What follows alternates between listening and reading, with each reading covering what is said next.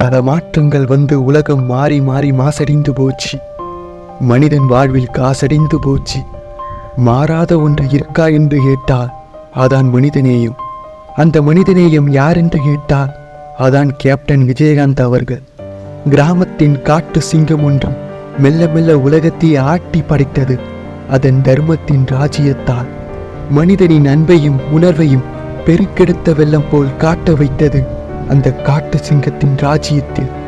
தர்மத்தால் உலகத்தை மாற்ற முடியுமா என்று கேட்டால் மாற்றி காட்டியவர் கேப்டன் விஜயகாந்த் அவர்கள்.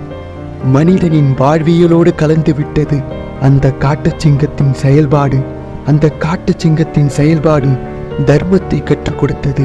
ஜாதி என்ற மலையை உடைக்க கோபத்தை கற்றுக் கொடுத்தது.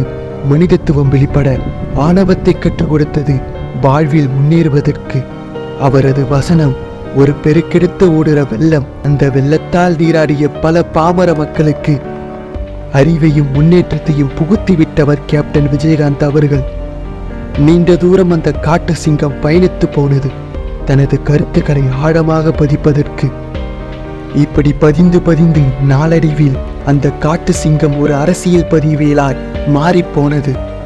மைதானம் ஒன்றுதான், அதில் இருக்கும் சிங்கமும் ஒன்றுதான்.